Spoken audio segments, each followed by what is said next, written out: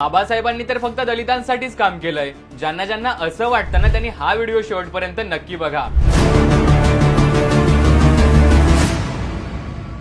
आज आपल्या हातात जो हा पैसा आहे तो पैसा रिझर्व्ह बँकेतून येतो आणि याच रिझर्व्ह बँकेची स्थापना बाबासाहेबांनी लिहिलेल्या द प्रॉब्लेम ऑफ रुपीज या पुस्तकाच्या आधारावर झाली आहे. आज कोणत्याही कंपनीत काम करताना तुम्हाला 8 तास duty, PF, lunch break, week off, overtime, भर पगारी रजा आणि बोनस यासारख्या ज्या सुविधा मिळतात त्या सुद्धा बाबासाहेबांनी आणलेल्या कामगार संरक्षण कायद्यामुळे. आज प्रत्येक काम करणाऱ्या महिलेला गर्भावस्थेच्या काळात 6 महिन्याची जी भर पगारी रजा मिळते, त्याचसोबत नवऱ्याने घटस्फोट दिल्यानंतर पुढील आयुष्य व्यतीत करण्यासाठी पोटगी मिळते, हे सगळं सुद्धा बाबासाहेबांनी मांडलेल्या हिंदू कोड बिल मुळे शक्य झालंय. गरजू विद्यार्थ्यांना सरकारी शिष्यवृत्ती, हॉस्टेलची सुविधा ही सुद्धा बाबासाहेबांच्या दूरदृष्टीचीच देणगी आहे. आता जर तुम्ही शेतकरी असाल तर शेतकऱ्यांना ज्या सरकारी सवलती मिळतात सिंचनामध्ये, धरणामध्ये, नाल्यांमध्ये, त्या सुद्धा बाबासाहेबांनीच आणलेल्या शेतीविषयक कायद्यांमुळे. यामुळेच बाबासाहेब फक्त दलितांचे नेते नव्हते तर ते शेतकरी, कामगार, विद्यार्थी, महिला आणि प्रत्येक भारतीयांच्या हक्काचे शिल्पकार होते.